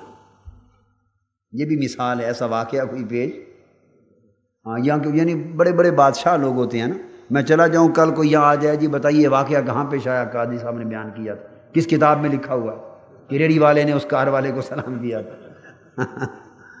یہاں دین کو تماشا بنا دیا گیا نا، بات بات پہ جھگڑا، یہ بات سمجھانے کے لیے، یہ قرآن میں لکھا ہوا ہے، یہ کیا قرآن میں لکھا ہوا ہے۔ اللہ پاک نے فرمایا کہ مچھر یا اس سے بھی کمتر چیز کی مثال دینی ہو تو اللہ مثال دیتا ہے تاکہ لوگوں تمہیں بات کی سمجھ آ جائے۔ تو ارشاد فرمایا، ہاں بات یہ کر رہا تھا کہ اس نے سلام کیا بابے نے، وہ تکڑا آدمی تھا، اس نے پرواہ نہیں کی، جیسے نہیں کرتے لوگ غریب آدمیوں کی، گزر گیا۔ بابا اس نے دل نہیں ہارا، اس نے کہا کوئی بات نہیں، آج نہیں کیا کل سے۔ کل وہی کار پھر گزری، جو ہی سامنے آئی بابے نے پھر سلام کیا، اس غریب نے دوبارہ سلام کیا۔ اس نے دیکھا اس مرتبہ کہ اس نے کل بھی سلام کیا تھا، آج بھی کیا ہے، ذہن میں خیال آ گیا کہ اس نے سلام کیا۔ تیسرے دن پھر گزرا، بس جو ہی اس نے سلام کیا، اس نے کہا بھی یہ بابا روزانہ سلام کرتا ہے، اس نے بھی سر ہلا کے جواب دے دی۔ بابے نے سلام کا سلسلہ روکا نہیں، جاری رکھا، چوتھے دن پانچویں دن پھر جو ہی گزرے سلام کرے، حتیٰ کہ نوبت یہ آ گئی کہ کار جو ہی بازار میں داخل ہوتی، بابا بھی دور ہوتا، اس گاڑی والے کی نگاہیں بابے کی طرف خود بخود اٹھ جاتی کہ وہ میرا سلام کرنے والا کھڑا ہے، وہاں وہ کھڑا ہے جو مجھے روزانہ سلام کرتا ہے، سلام سے پہلے نگاہیں اٹھ جاتی۔ پھر بابا سلام کرتا، وہ بھی ہاتھ اٹھا کر شیشہ کھول کر اور ہاتھ ہلا کر اسے وعلیکم السلام، بابا جی کی حال ہے، سلام کا جواب دے کر چلا جاتا۔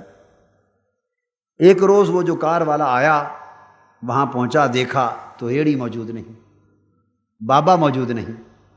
اس نے گاڑی روک لی، ساتھ والے دکاندار سے پوچھا یہاں ایک بابا کھڑا ہوتا تھا، مجھے ہر روز سلام کرتا تھا، آج موجود نہیں، کیا بنا؟ اس نے کہا صاحب جی وہ بیمار ہے بڑا سخت، تو گھر بستر پہ لیٹا ہوگا، غریب آدمی ہے، آ نہیں سکا۔ گاڑی اپنے گھر کی طرف جانے کی بجائے گاڑی بابے کے گھر کی طرف موڑ لی، بابے کے دروازے پر جا پہنچا، دروازہ کھٹکھٹایا، اندر سے آواز آئی کون؟ ڈرائیور نے جواب دیا گاڑی والا آیا ہے۔ بابا ملا، آپ کیسے آئے؟ اس نے کہا آپ بابا جی روزانہ سلام کرتے تھے، آج آپ موجود نہ تھے، پتہ چلا بیمار ہیں، میں نے کہا سلام والے بابے کو گھر جا کر پوچھا، سلام والے بابے کو گھر جا کر پوچھا۔ بلا تشبیہ و بلا مثال حدیث پاک میں آتا ہے، ہر روز حضور علیہ الصلوۃ والسلام کے امتی جو آقا کی بارگاہ میں درود و سلام بھیجتے ہیں اور اعمال کرتے ہیں، ہر روز فرشتے حضور علیہ السلام کی بارگاہ میں رجسٹر کھولتے، دفتر کھولتے ہیں اور نام لے لے کر شمار کرتے ہیں، آقا اتنی ہزار بار، اتنے 100 بار، اتنی مرتبہ آج حضور سیالکوٹ سے فلاں فلاں نے سلام بھیجا ہے، جام کے چیمے سے فلاں فلاں نے درود و سلام بھیجا ہے، گجرانوالہ سے فلاں فلاں نے بھیجا ہے، لاہور سے پنڈی سے فلاں فلاں نے بھیجا ہے۔ ہر روز نام آتے ہیں، آقا ہر روز اپنی بارگاہ میں درود و سلام کا ہدیہ بھیجنے والے غلاموں کے نام سنتے ہیں اور مسکرا مسکرا کے جواب دیتے ہیں۔ ہر روز سلام پہنچتے رہے، ہر روز پہنچتے رہے، پہنچتے رہے۔ ایک روز ایسا بھی آتا ہے کہ ہر روز جس غلام کا سلام آتا تھا فرشتے نے سارے نام گن دیے، دفتر بند کر دیا۔ آقا نے پوچھا آج فلاں کا سلام نہیں آیا، عرض کیا آقا آج وہ اتنا بیمار ہے کہ اٹھ کر تسبیح نہیں کر سکتا۔ فرمایا کیا ہوا؟ ہر روز ہمارا غلام سلام بھیجتا تھا، آج بیمار ہے، چل کے اس کی عادت کراتے ہیں۔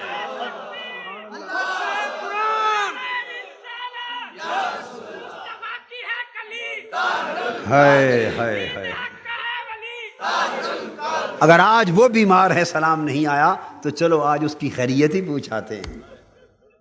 تو آقا غلاموں پر ایسے کرم بھی کرتے ہیں، مگر یہ تب کہ کوئی بلا ناغہ تعلق جوڑنے والا ہو، اور جس کا تعلق ہی نہ جڑا ہو، جس کی سوئی بھی مدینہ کے اسٹیشن سے نہ لگی ہو، جس کا تعلق ہی نہ جڑا ہو، کبھی پڑھ لیا کبھی نہ پڑھ لیا، پھر ادھر جتنا دھیان کم ہے ادھر بھی دھیان کم ہوتا ہے، اور اگر ادھر دھیان کمال کو پہنچے تو ادھر کو دھیان تو پہلے بھی بڑا رہتا ہے۔ حضرت پیر میر علی شاہ صاحب رحمۃ اللہ علیہ کے بارے میں ایک واقعہ آتا ہے کہ مکہ معظمہ سے مدینہ طیبہ گئے پیدل، راستے میں وادی آئی، وادی ہمراہ، سفر کر کے پیدل آئے، تھکے ہوئے رات کو سوئے اور سنتیں نہ پڑھیں اور سو گئے۔ سنتیں نہ پڑھی، ویسے بھی سفر میں غیر موقدہ سنتیں ویسے بھی نفل ہو جاتی ہیں، سنتیں نفل کا ثواب رکھتی ہیں، تو سفر میں تو ضروری نہیں ہے پڑھنے، تو ثواب ہے، نہیں تو کوئی پابندی نہ تھی، تھکے ہوئے تھے لیٹ گئے، سنتیں نہ پڑھی۔ اسی رات آقا صلی اللہ علیہ وسلم خواب میں تشریف لائے، فرمایا مہر علی تو بھی سنتیں چھوڑ دے گا تو اور کون پڑھے گا؟ ہر روز جو ہدیہ جاتا تھا نا آقا کی بارگاہ میں، جس رات ناغہ ہوا اسی رات پوچھ لیا۔ اس پر پیر میر علی شاہ صاحب کا ایک جملہ بیان کرتا ہوں، وہ کوئی شریعت میں سند نہیں ہے، شریعت میں سند نہ اس کو پکڑیں نہ اس پر عمل کریں، مگر عاشقوں کی ایک بات ہے، سنا دیتا ہوں، بس عاشقوں کی ایک بات ہے، سنا دیتا ہوں۔ جب آقا کا دیدار ہوا وجد میں آ گئے اور کہنے لگے آقا اگر سنتیں چھوڑنے سے آپ ملتے ہیں، یہ راز پہلے معلوم ہوتا تو ہر رات چھوڑ دیتا، ہائے ہر رات چھوڑ دیتا، مگر وہ تو بات ہی یہ تھی نا کہ جس نے کبھی نہ چھوڑی تھی اس کی چھوٹی تو ملے۔ حضرت امام شرف الدین بصیری رحمۃ اللہ علیہ فالج ہو گیا، ان کو 16 سال سے پورا جسم فالج زدہ، چارپائی پہ بستر پہ پڑے، نہ اٹھ سکیں نہ چل سکیں، مفلوج پڑے ہیں، 16 سال گزر گئے۔ حضور علیہ الصلوۃ والسلام کی بارگاہ میں ایک قصیدہ لکھا، نعت لکھی، 160 بیت اشعار پر مشتمل قصیدہ لکھا، آقا کی بارگاہ میں بھیجا، رات سوئے خواب میں آقا تشریف لے آئے صلی اللہ علیہ وسلم۔ یہ جو واقعہ بیان کر رہا ہوں یہ تمام علماء جنہوں نے قصیدہ بردہ شریف کی شرح لکھی سب نے لکھا۔ اس واقعے کے بیان میں دیوبندیوں بریلویوں کا جھگڑا نہیں ہے، یہ بھی بدقسمتی کہ یہ بھی بتانا پڑتا ہے اس امت کا حال، یہ بھی بدقسمتی کہ یہ بھی بتانا پڑتا ہے۔ ایک دیوبندی بہت بڑے عالم ہیں مولانا اشرف علی تھانوی، ان کی ایک کتاب ہے نشر الطیب، اس میں انہوں نے ایک مستقل باب باندھا ہے، خود انہوں نے بھی لکھا ہے، اور باقی اہل سنت علماء اور حضور علیہ السلام کے عاشق اور عرفاء اور صلاۃ و سلام کے ورد کرنے والے وہ تو پھر کرتے ہی ہیں، بیان ہی کرتے ہیں، اور بیان کرتے ہیں کہ یہ قصیدہ بردہ شریف لکھا حضرت امام شرف الدین بصیری رحمۃ اللہ علیہ۔ بردہ کہتے ہیں چادر کو، بولیے کسے کہتے ہیں؟ تو قصیدے کا نام ہے چادر والا قصیدہ۔ وہ کیسے بن گیا؟ قصیدہ لکھا، رات کو حضور علیہ السلام تشریف لائے، فرمایا بصیری وہ جو قصیدہ اور نعت لکھی ہے میری ذرا اٹھ سنا تو صحیح۔ خود سننے کے لیے آ گئے، سبحان اللہ۔ عرض کیا آقا آپ کو معلوم ہے تو 16 سال سے فالج میں پڑا ہوں، اٹھنے کی سکت کہاں؟ فرمایا کوئی بات نہیں بصیری، ہمارے لیے تو مشکل نہیں، دست مبارک پھیرا، 16 سال کا فالج ٹھیک کر دیا۔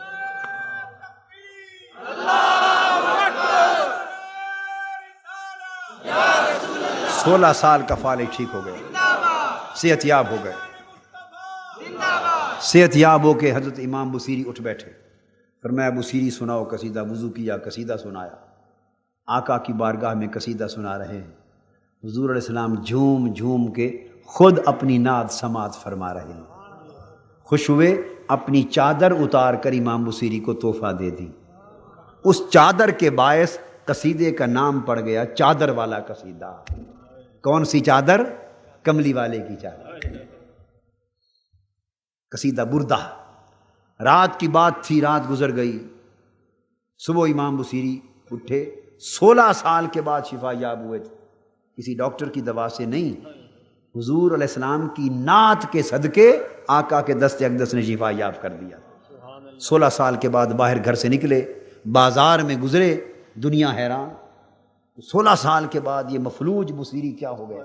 جا رہے ہیں، ایک وہی جو میں نے شروع میں بات کی، پھٹے پرانے کپڑوں والا، گرد آلود بالوں والا، وہ جسے دنیا تو کچھ نہ جانے مگر تعلق بہت ہو، ایک تعلق والا فقیر گزر رہا تھا، پیچھے سے اس نے آواز دی، بصیری ذرا بات سننا۔ امام بصیری رک گئے، قریب آئے، کیا بات ہے؟ اس فقیر نے کہا، وہ رات والا قصیدہ مجھے بھی سنا دو، وہ رات والا قصیدہ مجھے بھی سنا دو۔ امام بصیری نے فرمایا، فقیر تمہیں کس طرح پتہ چل گیا؟ اس نے کہا، خدا کی قسم جب حضور علیہ السلام جھوم جھوم کے سن رہے تھے، دور کھڑا میں بھی سن رہا تھا۔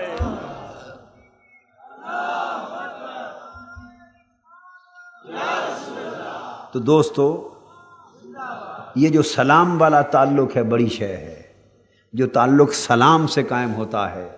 حضور کی بارگاہ میں اقدس میں صلی اللہ علیہ وسلم جتنی کثرت سے درود و سلام پڑھتے رہیں، جتنی کثرت سے درود و سلام پڑھتے رہیں، اتنا تعلق مضبوط ہوتا ہے، اور اس پر جھگڑے نہیں کرنے چاہیے۔ مجھے پتہ چلا کہ اس پر بھی لوگ جھگڑتے ہیں۔ آقا کی ذات پر درود و سلام پر جھگڑنا مسلمانوں کا شیوا نہیں ہے۔ درود و سلام پڑھو، جیسے بھی ہو پڑھو، جس طرح پڑھو، درود بھی قبول ہے، سلام بھی قبول ہے۔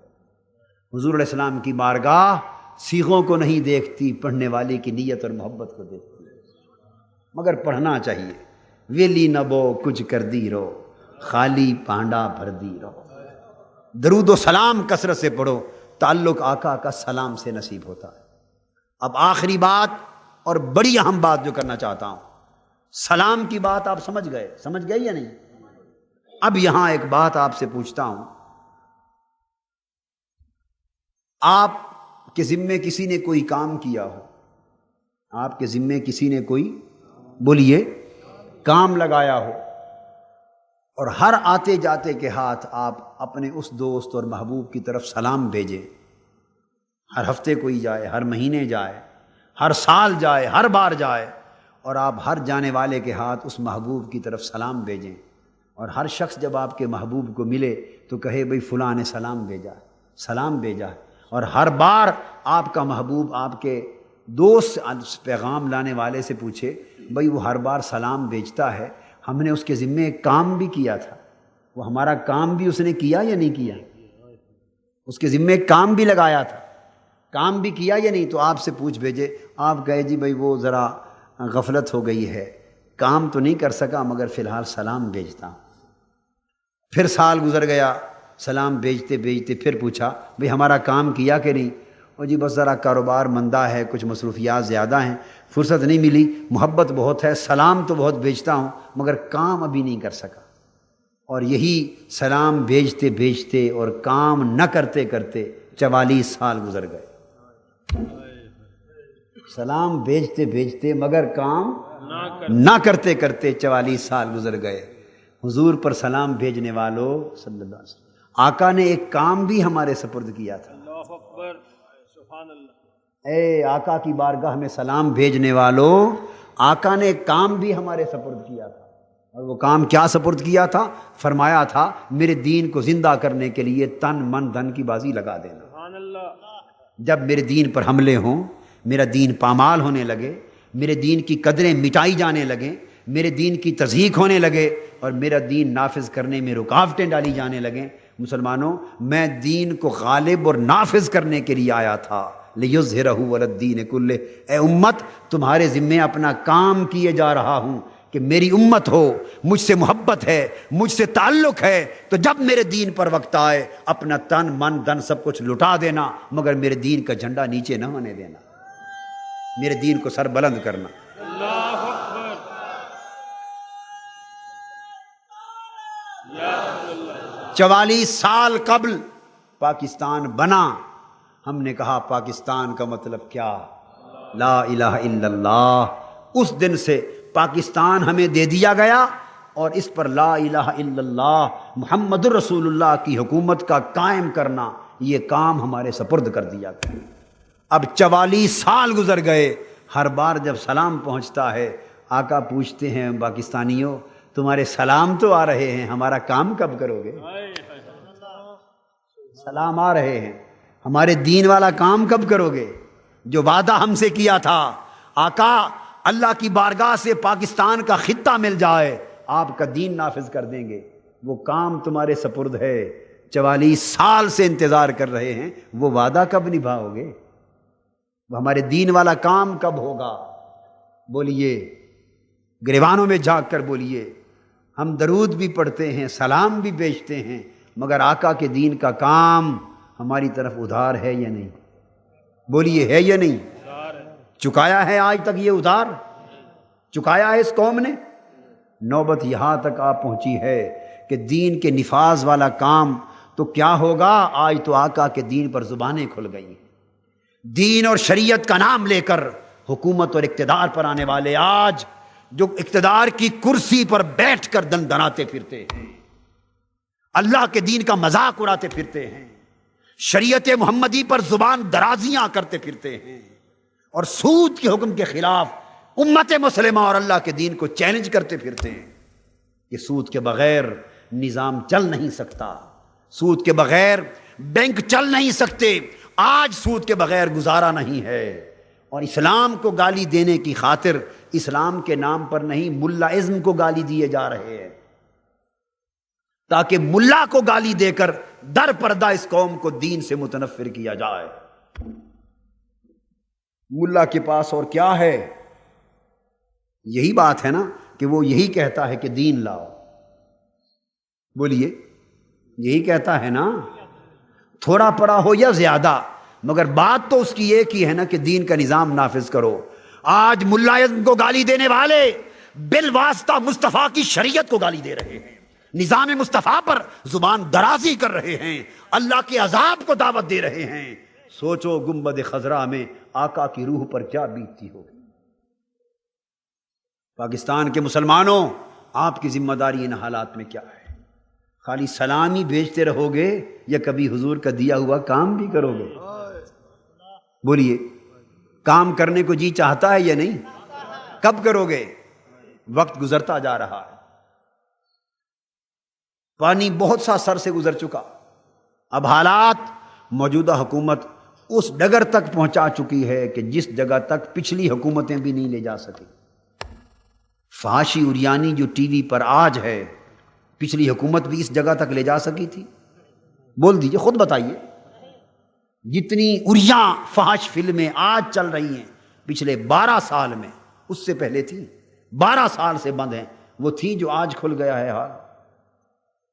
جتنی اریانی فحاشی آج ہے، جتنا دین کی تضحیک آج ہے، جتنا لوٹ مار آج ہے، قوم کے حق لوٹے جا رہے ہیں، قوم پریشان ہے، بیت المال لوٹ لیا گیا، خزانے لوٹ لیے گئے، قتل و غارت عام ہو گئی، اغوا عام ہو گئے، سوائے اسمبلیوں میں ایک دوسرے کے خلاف جنگ کرنے، پھبکیاں کسنے، گالی گلوچ دینے، روزانہ واک آؤٹ کرنے، ایک دوسرے کے خلاف انتقام کی جنگ لڑنے، پوری قوم کو ایک عذاب میں مبتلا کرنے اور اللہ کے دین کے خلاف زبان درازیاں کرنے کے سوا اس سرزمین، اس دھرتی پر کیا ہو رہا ہے؟ یہ نمائندے ہیں آپ کے بھیجے ہوئے، یہ اور آپ اسی طرح کام کریں گے رسول پاک کے دین کا؟ ارے آقا کی بارگاہ میں سلام بھیجنے والوں، میں تو ڈرتا ہوں اس دن سے، کہیں وہ دن نہ آ جائے، کہیں وہ دن نہ آ جائے کہ سلام پہنچے تو جواب آ جائے اتنی مدت گزر گئی، ایک کام کہا، اگر وہ کام کرنے کی بھی توفیق نہیں تو سلام بھی واپس لے جا۔ ہمارے دین پر پھبکی کسی گئی، ہمارے دین پر زبانیں دراز ہوئیں، تان دیے گئے، شریعت پر زبانیں کھلی، شریعت کو چیلنج کیا گیا، جس ملک میں میری شریعت پر زبانیں کھولی جائیں، کہیں وہ دن نہ آ جائے کہ تمہارے خالی سلاموں کو کیا کریں؟ دین کے اوپر زبان درازی اپنے کانوں سے سنتے ہو، شریعت پر زبان درازی کانوں سے سنتے ہو۔ مسلمانی کا حق تو یہ تھا کہ ایسے ماحول میں قوم اٹھ کھڑی ہوتی، مفادات کو بھول جاتی، خطرات کو بھول جاتی۔ خطرات کیا ہیں؟ کسی کو نوکری کا ڈر ہے، کسی کو چاکری کا ڈر ہے، کسی کو زمینوں کا ڈر ہے، کسی کو انکم ٹیکس کا ڈر ہے، کسی کو لڑکے کا ڈر ہے، کسی کو جھوٹے مقدموں کا ڈر ہے، کسی کو مفادات کے لالچ ہیں، کوئی ممبریوں کے لالچ میں ہے، ارے یہ سارا کچھ جہنم میں جائے گا اگر مصطفیٰ کی ذات ناراض ہو گئی. لے جاؤ گے جہنم میں سارا کچھ اگر خدا ناراض ہو گیا. کیا لینا ہے ان چیزوں سے؟ اللہ اور اللہ کے رسول راضی ہیں تو سب کچھ ہے، وہ راضی نہیں تو کچھ بھی نہیں. اٹھیے، اپنی دینی اور ایمانی غیرت کو جو سو چکی ہے اسے بیدار کیجیے. آقا دو جہاں صلی اللہ علیہ وآلہ وسلم نے جو دین کو زندہ کرنے اور دین کو نافذ کرنے کا کام امت کے سپرد کیا ہے، اس کے لیے جینے مرنے کا عزم کر لیجیے. ادارہ منہاج القرآن اور پاکستان عوامی تحریک کا تعلق سمجھانا چاہتا ہوں. حضور کا سلام، کیا حضور کے سلام کا مشن یہ منہاج القرآن کا مشن ہے، اور حضور کے دین کے کام کا مشن پاکستان عوامی تحریک کا مشن ہے. آقا پر سلام کی دھوم مچتی رہے، یہ منہاج القرآن کا مشن ہے. اور آقا کے دین کا کام ہو جائے اور دین کا نظام نافذ ہو جائے، یہ پاکستان عوامی تحریک کا مشن ہے. وہ لوگ جو خالی سلام کو پسند کریں، کام کو پسند نہ کریں، یہ آدھی دوستی ہے آدھی دشمنی. دو رنگی چھوڑ دے یک رنگ ہو جا، سراسر موم یا پھر سنگ ہو جا. ایمان یہ ہے کہ سلام والے بھی بنو اور کام والے بھی بنو. بولیے، سلام والے بھی بنو اور کام والے بھی بنو. سلام والے کتنے ہیں ذرا ہاتھ کھڑا کریں. جو آقا کی بارگاہ میں سلام، اب ہاتھ نیچے کر دیں. اب سوچ کر جواب دیں، جھوٹا وعدہ نہ ہو. آقا کے دین والا کام اب کون کون کرنا چاہتے ہیں وہ ہاتھ کھڑا کریں. کام کون کون کرنا چاہتے ہیں؟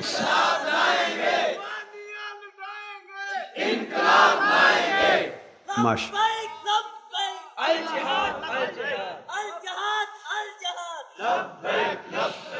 دوستو،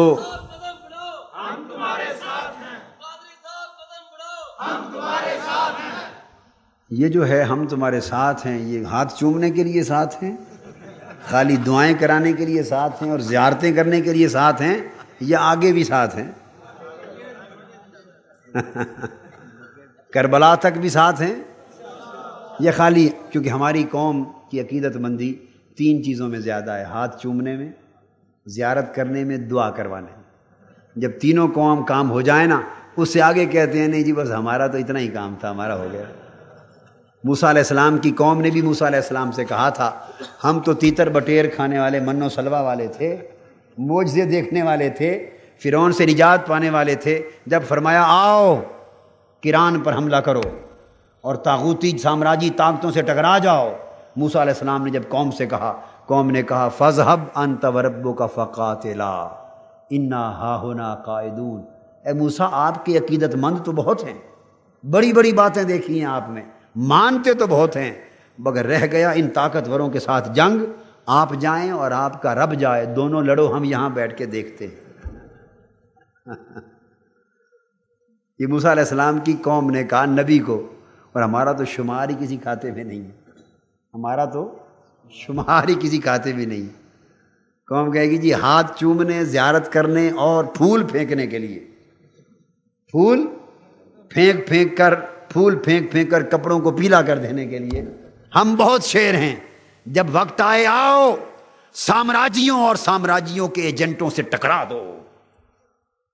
امت محمدی کی غیرت بیچنے والے جاگیرداروں اور سرمایہ داروں سے ٹکرا جاؤ. ظلم کی اندھیری رات کے خلاف جنگ لڑو. ظالموں کا ظلم کا تختہ الٹنے کے لیے اٹھو، تن من دن لٹا دو. جب یہ وقت آئے تو کہیں یہ آواز نہ سننی پڑے قاضی صاحب آپ کر لیں، جب جیت جائیں تو ہم حاضر ہیں، بلا لیں. شہید ہو جائیں تو فاتحہ پڑھ دیں گے، ہم غازی ہو جائیں گے تو زندہ باد کے نعرے لگاتے ہوئے آ جائیں گے. اس طرح کے خیالات ہیں. قوم کو اسی رخ کی طرف لے جایا جا رہا ہے، وقت گزرتا جا رہا ہے. اٹھیے، بیدار ہو جائیے، اب غفلت کا وقت نہیں ہے. 7 اکتوبر کو حکومت بار بار چیلنج کرتی تھی کہ نہیں، 4 ماہ سے، کہ سود کے بغیر بینکوں کے نظام کا کوئی خاکہ دنیا میں پیش نہیں کر سکتا. چیلنج کیا یا نہیں؟ بولیے کیا یا نہیں؟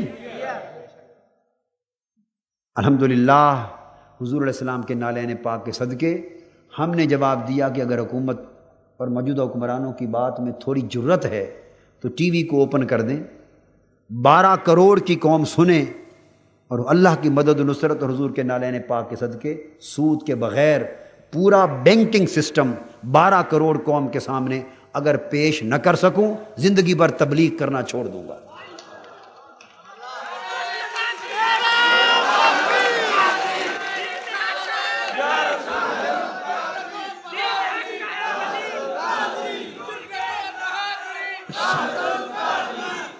بات یہ ہے، انہیں بتایا کہ وہ اور جگہیں ہوں گی جہاں خالی تقریریں کرنی آتی ہیں، یا اللہ کا شکر ہے، اللہ کا فضل، خالی تقریروں والے لوگ نہیں ہیں، جو کہتے ہیں حضور کے نالین پاک کے صدقے اللہ کی مدد سے وہ کرتے بھی ہیں۔ مگر حکومت نے ٹی وی نہ کھولا، کتنی آسان سی بات تھی، ہم نے تو اپنی عزت داؤ پہ لگا دی تھی۔ اگر ٹی وی پر براہ راست آتے اور ان کے ماہرین سامنے بیٹھے ہوتے، بینکنگ کا نظام پیش کرنا کو خالہ جی کا گھر تو نہیں ہے نا، بغیر سود کے پیش نہ کر سکتا، ان کے سوالات کا جواب نہ دے سکتا تو اس قوم کو منہ دکھانے کے قابل رہتا؟ ایک سادہ سی بات تھی، ایک ہی دن میں سارا معاملہ صاف ہو جاتا۔ حکومت کو ڈر کس بات کا ہے؟ کیوں نہیں ٹی وی کھولتی؟ مگر حکومت نے اس کام کے لیے ٹی وی کو اوپن نہ کیا۔ یہ حکومت کو بھی علم ہے کہ اور کسی جگہ سے نظام مصطفیٰ کا عملی خاکہ ملے یا نہ ملے، مگر اس جگہ ضرور موجود ہے۔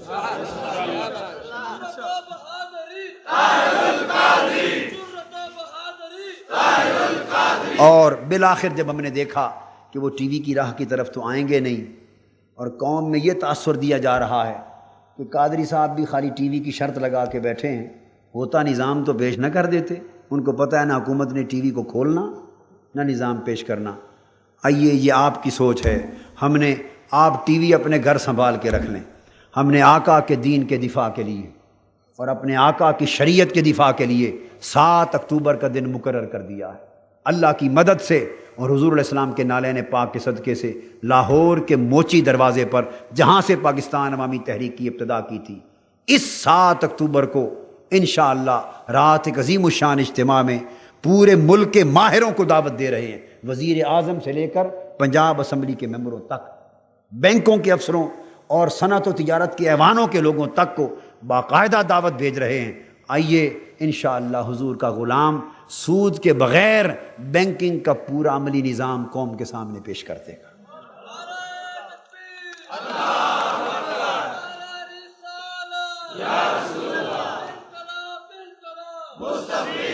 مگر اب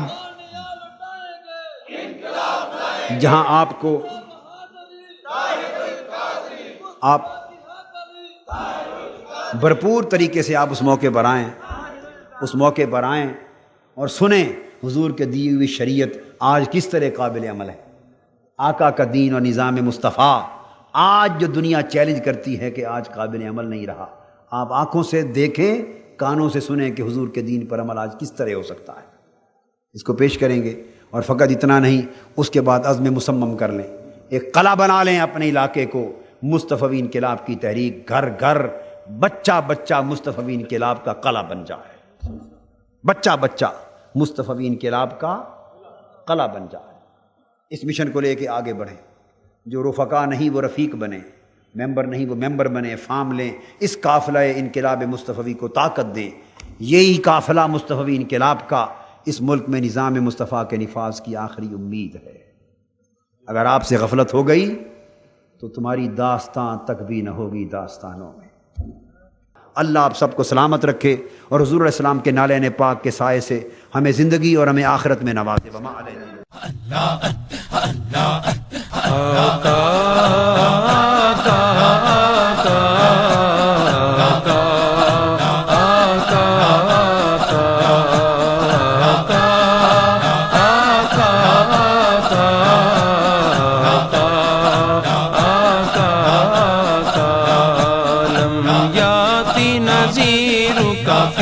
نظر مثلے تو نہ شد پیدا جانا، جگ راج کو تاج تورے سر سوہے تجھ ہی کو شہ